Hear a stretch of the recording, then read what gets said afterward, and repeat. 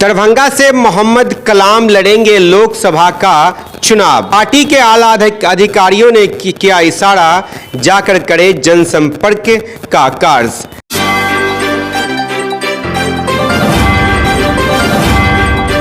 दरभंगा से एआईएमआईएम के नेता मोहम्मद कलाम ने आज प्रेस वार्ता कर किया खुलासा कि वह दरभंगा लोकसभा से चुनाव लड़ने जा रहे हैं और बहुत जल्द वह जनसंपर्क करते हुए भी दिखेंगे।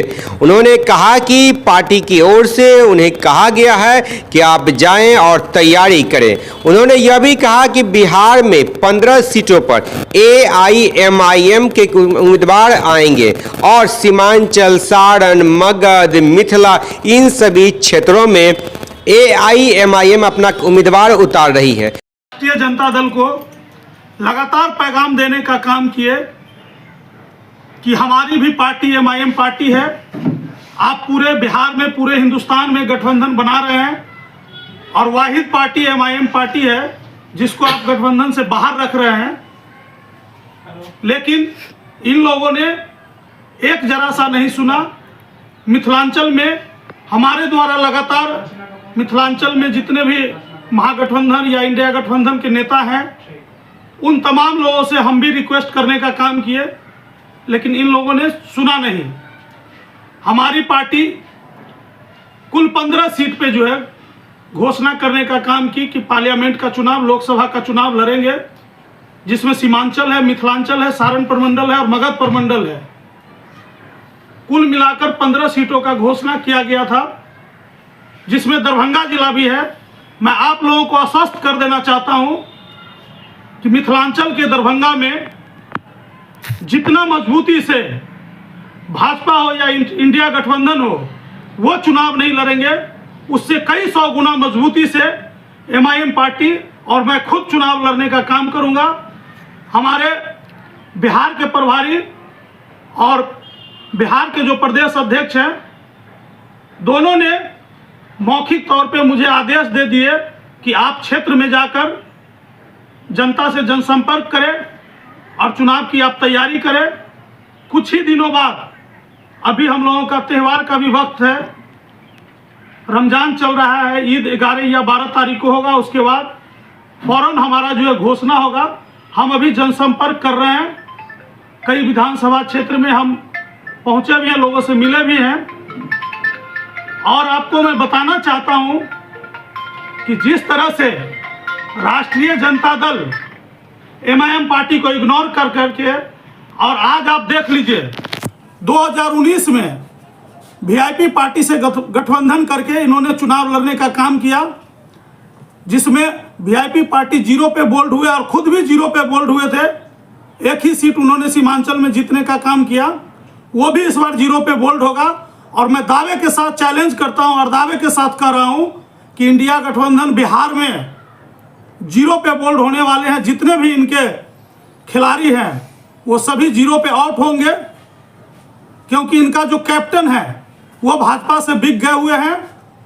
और बिहार का जो नेतृत्व कर रहे हैं, इंडिया गठबंधन के जो राष्ट्रीय जनता दल का जो मुख्य पार्टी है, उसके नेता जो मनोज झा के नेतृत्व में पार्टी गठबंधन बना रहे हैं, वो बैठे हुए हैं पटना के किसी अपार्टमेंट में और वहाँ पे सभी पार्टी का छोटा छोटा पार्टी के लोगों को बुला करके और वो बात करते हैं जिसकी औकात 2% वोट देने का नहीं है, 1% वोट देने का नहीं है।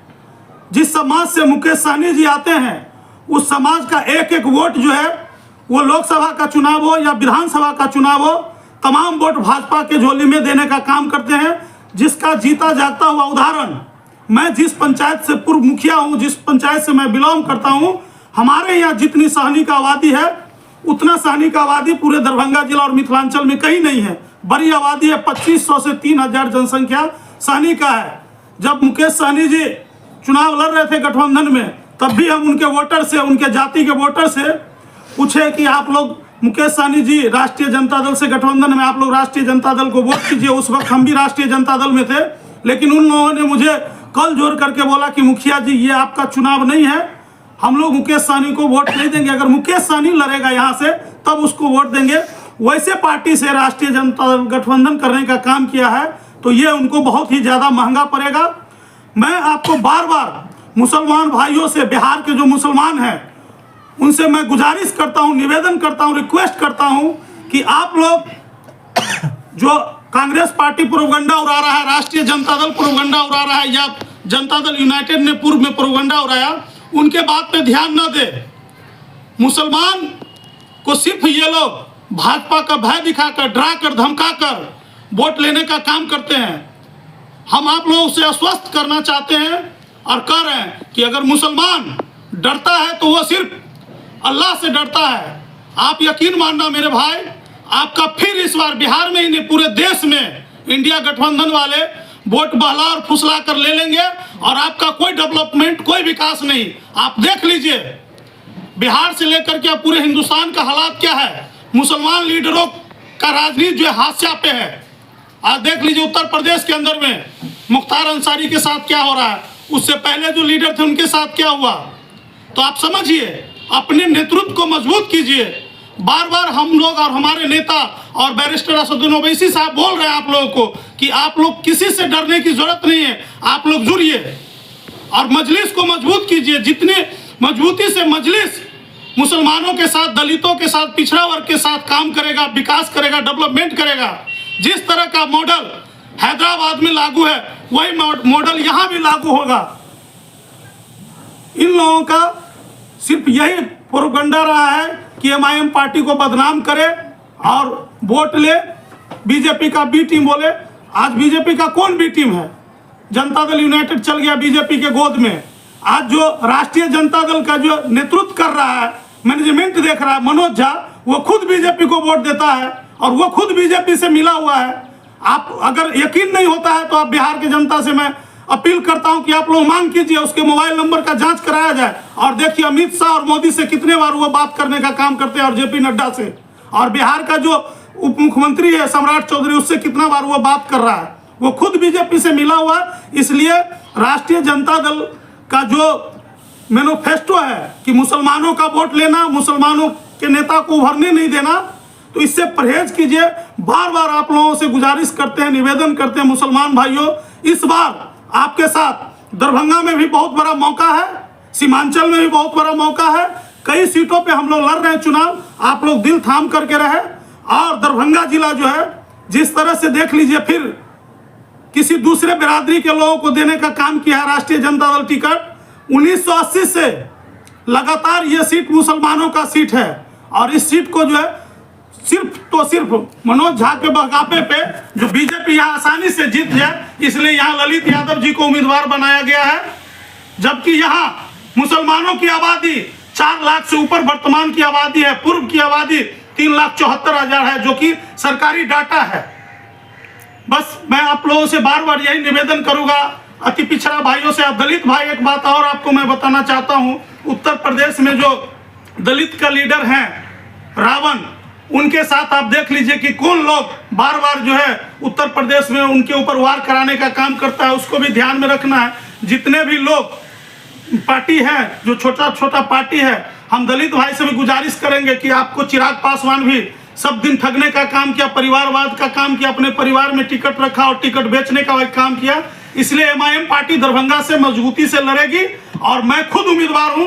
आज मैं अपना घोषणा खुद कर रहा हूं, तो आप लोग दिल थाम करके रहे और निश्चित रूप से आने वाले समय में जो हमारा चुनाव लड़ने का मैनिफेस्टो है और विकास डेवलपमेंट का जो मैनिफेस्टो है, जो समस्या है दरभंगा का, उसको निश्चित रूप से हम समाप्त करने का काम करेंगे। अगर आप लोगों का दुआ आशीर्वाद रहा तो निश्चित रूप से आने वाले समय में मजबूती के साथ आप लोग का डेवलपमेंट और विकास होगा।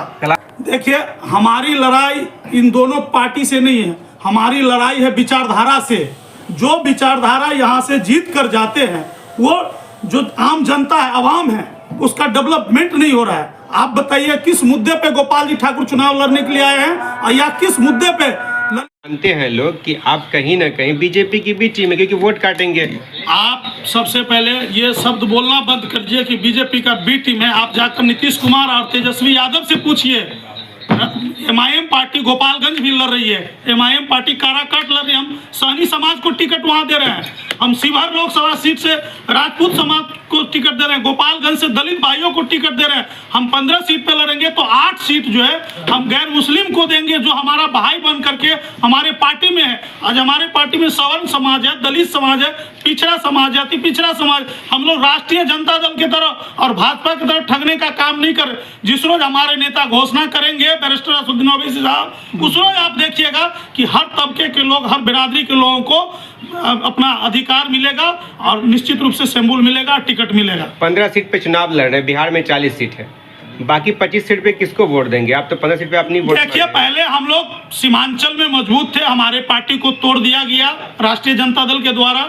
अभी हमारे नेतृत्व में मिथिलांचल में हम लोग मजबूत हैं और इसी तरह जो है हम लोग सारण में भी हैं, मगध में भी है, तिरहुत में भी है। हम लोग के साथ लोग लगातार हर बिरादरी के लोग, हर तबका के, और अल्पसंख्यक जिसे बोला जाता है, अल्पसंख्यक का मतलब मुसलमान ही नहीं, अल्पसंख्यक का मतलब दलित समाज भी है, अल्पसंख्यक का मतलब अति पिछड़ा समाज भी है, अल्पसंख्यक का मतलब सिख भी है, पंजाबी भी है। ये तमाम जो छोटी छोटी आबादी है वो तमाम लोग अल्पसंख्यक कहलाते, तो ये तमाम लोग हमारे साथ जुड़े हुए हैं। मेरा सवाल ये था कि आप बोलते हैं इन सभी पार्टी ने ठगा है, लगातार ठगा, तो 40 सीट में से 15 पे आप लड़ रहे हैं, 25 में किसको वोट दे? लोग ठगने वाली पार्टी वहां पे आपको मालूम नहीं है, पहली दफा देश में आरएसएस जो है और भाजपा एक सीट पर जीत करके गया। आज 300 सीट जीते हुआ है और दावा कर रहा है ईवीएम के माध्यम से, ईवीएम सेटिंग करके कि हम 400 का पार करेंगे। अभी चुनाव हुआ नहीं, पहले से घोषणा कर रहा है। तो हमारा तो अभी 2 सांसद है, अभी हम 15 जीतेंगे, फिर 40 जीतेंगे और फिर हम लोग भी 400 जीतने का काम करेंगे। जब हमारी पार्टी पूरे हिंदुस्तान में मजबूत हो जाएगी, भाजपा की तरह और कांग्रेस की तरह और राष्ट्रीय जनता दल की तरह, तो हम लोग भी 400 पार जीतेंगे।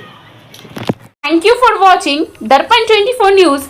खबर को सबसे पहले पाने के लिए YouTube पर देख रहे हैं तो सब्सक्राइब करें, Facebook पर देख रहे हैं तो फॉलो करें। कमेंट्स में अपनी राय या अपने आस पड़ोस में समस्या हमें बताएं।